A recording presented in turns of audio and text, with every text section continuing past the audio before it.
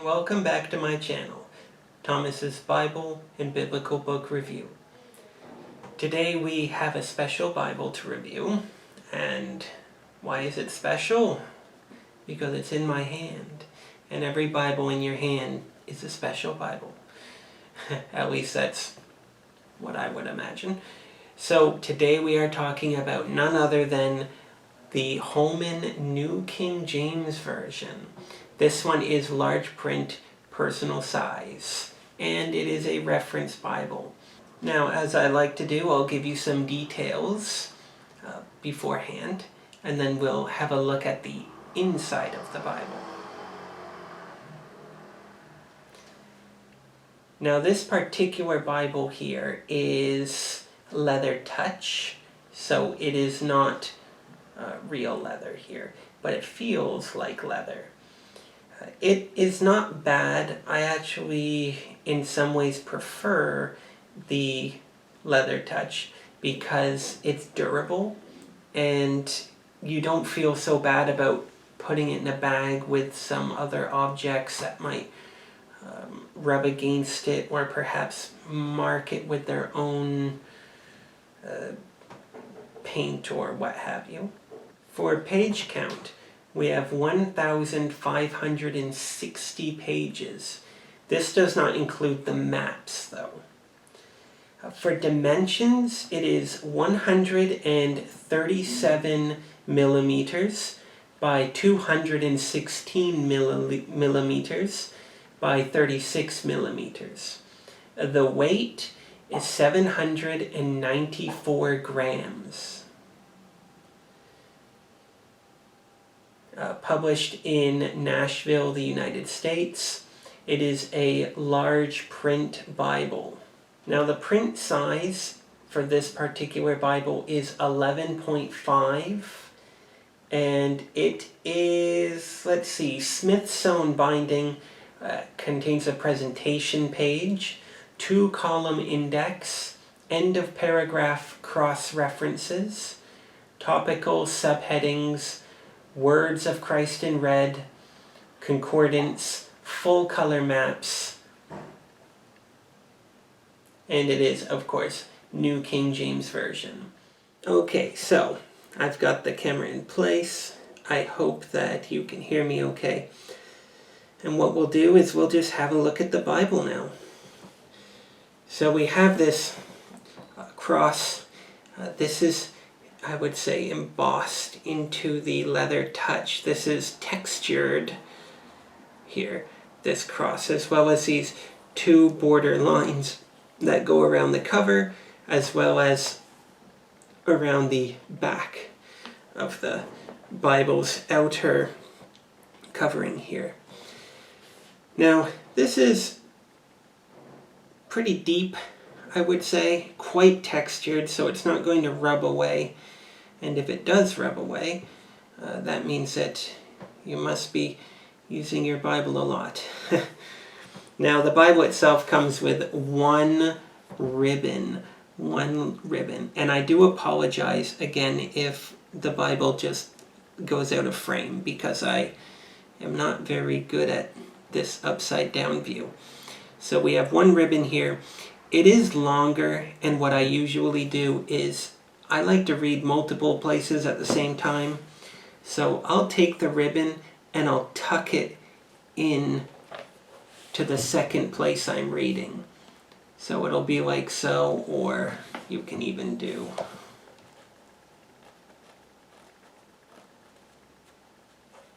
like this. Maybe you're reading, well, we'll do Old Testament, New Testament. Maybe you're reading Acts as well. So then it would be like so. It works. It's not my favorite, of course. I would prefer to have at least two ribbons, but unfortunately we have one gold, well, no, more like brown. No, I would say that's almost like a copper color, a copper-colored ribbon. Now the edges of the pages are gold here. I don't know how easy it is to see, but it does go well with the color of the Bible itself, which is brown. on the spine here we have New King James Version, Holy Bible, and Holman. Hopefully you can see that. Again, I do apologize if it's not very good angle. Let's see here, the bands are a solid brown color. I hope you can see that okay. Okay, inside the Bible we'll have a look. So, of course, we have a paste down liner. You can see the edges are folded like so.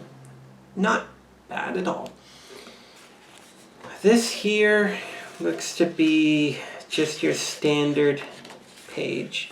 I don't think there's any reinforcement here at all, but that's okay. There's something here which would probably be from this page here, and it is thick paper. White on this side in case you want to make any notes. I do like to make notes in my smaller Bible. We have the presentation page, blank page again, certificate of marriage, we have births, we have marriages, occasions to remember, and deaths. And then we have the Holy Bible. This one is not crinkled. I find it does not crinkle in this one. Sometimes I like to say the first page is the crinkle page because it tends to get crinkled. Here we have the different types of Bible in the lineup, and I have highlighted mine is the brown leather touch. We have the content page, which is in order of books appearing. There's no alphabetical order here. And after that, we have the preface to the New King James Version. We have God's plan for salvation. Blank page, and then Old Testament. So there's going to be a blank page on the left side always in these situations. Blank page, Old Testament. Blank page, Genesis. So here, just looking at Genesis, we can already see something that's slightly different to some of my other Bibles, is that it is written in a very bulky way. Blocks of words and paragraphs here. Apologies about the noise, by the way. Of course, what I'm usually used to reading is that it'll say, in the beginning God created the heavens and the earth, period, and then 2 would be here, and it would say, the earth was without form and void, and darkness was on the face of the deep. And it would just keep starting like the verses from the extreme left side. But here the verses are all over the place, right? It starts when the last one ends. It doesn't go to the next page. That is different, but it is not a bad thing. One thing I quite like is the print itself. The shape of the letters are easy to read. I believe they do call it comfort print or something of the sort, as in it is comfortable to read. And it is incredibly comfortable to read. It's one thing I probably like, maybe one of the things I like the most about this particular Bible is that it is so easy to read. The lettering, it is amazing. Another thing, of course, you may know if you have a King James or a New King James Version, is they capitalize when it's referencing God here. Even if it is the pronoun, like he, him, it'll be capital H, he, him. And I do like that. I think it's quite respectful. And I appreciate that. It's a very, very nice touch that generally I believe you will find that in all New King James Versions.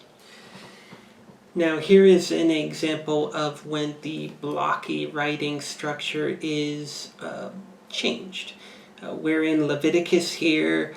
We're at Leviticus 25, and Leviticus 26 will be our examples here. So Leviticus 25:18 says, "So you shall observe my statutes and keep my judgments and perform them, and you will dwell in the land in my safety." So when God speaks, it is still in a blocky format here. But in terms of prophecy, is one of the examples in which this format is changed. And Leviticus 26 is a good example of that. You can see now that they change the way that they are writing it to be more familiar if you're a King James Bible reader, in which you have each verse starting on the extreme left side. So this is one of the examples in which the blocky writing structure is affected.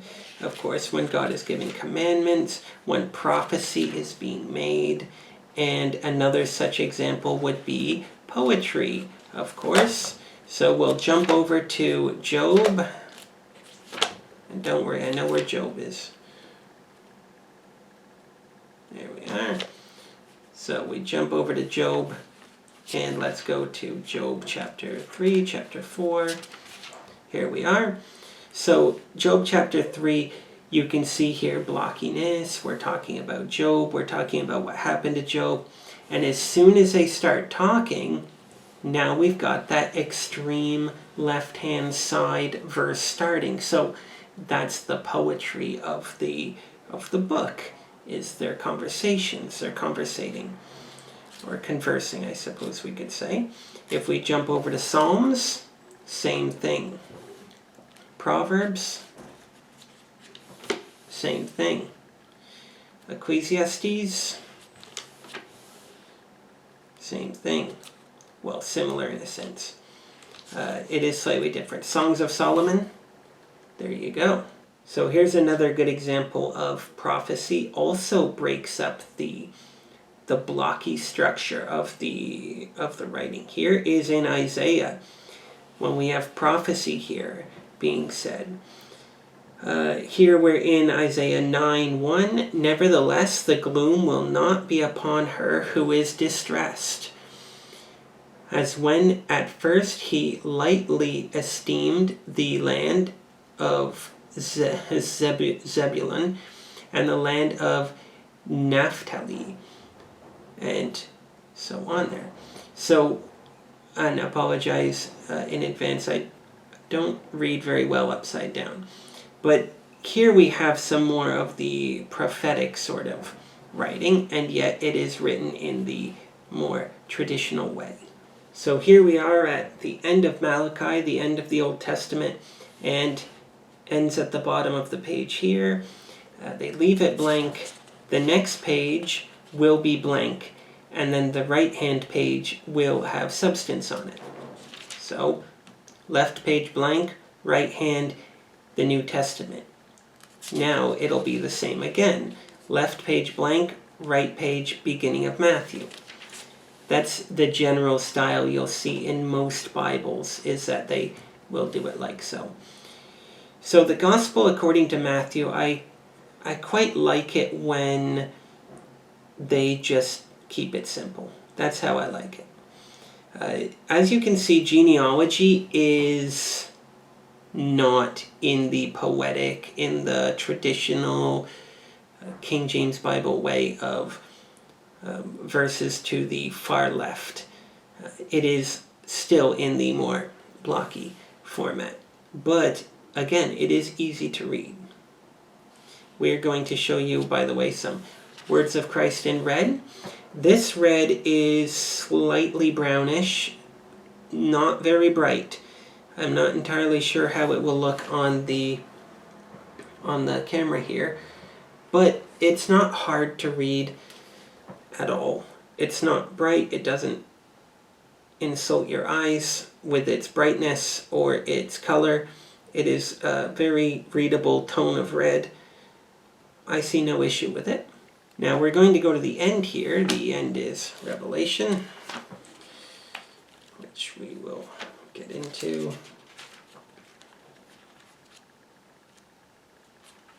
Almost there. Here we are. End here of Revelation.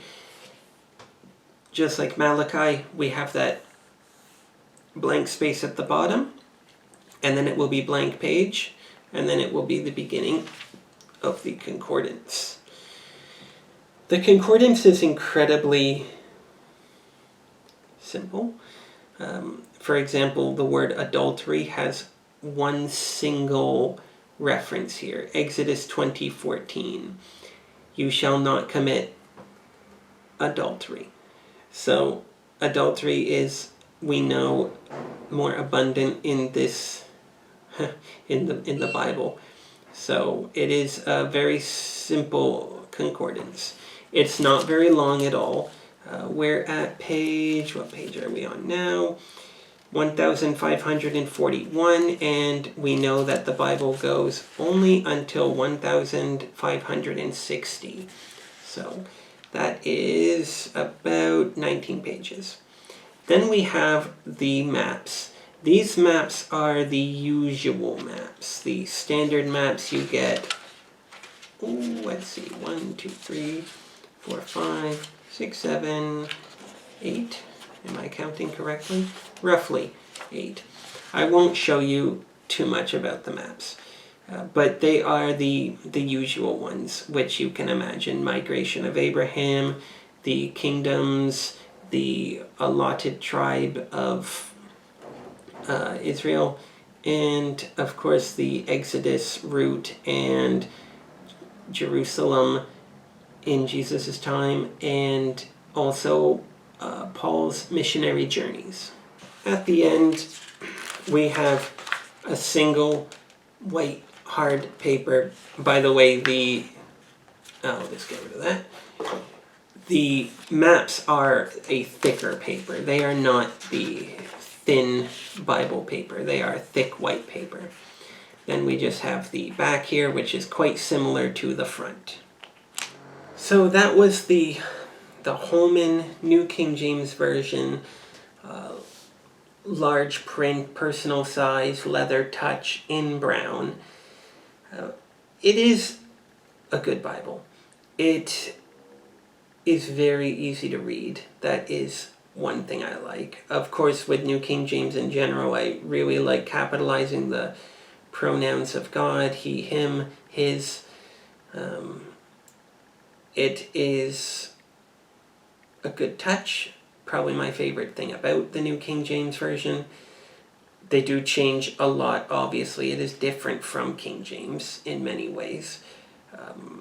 And as you know, watching my channel, I am a King James Bible reader. I prefer King James. It's the Bible of choice for me. I'll always read it as my primary Bible. So it is good to have that knowledge, I think.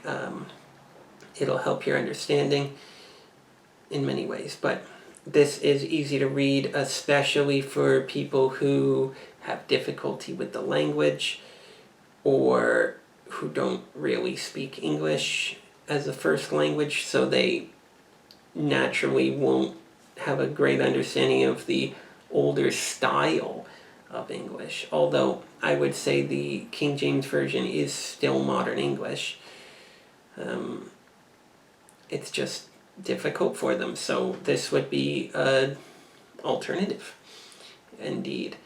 But I prefer having this Bible so that I can interact with people who have difficulty with English. If I'm going to be reading to them or talking to them, this is a good Bible to have with me so that I can read it. It sounds very concise. It sounds very fluid and fluent. I don't have to say this means this means that, this word is this.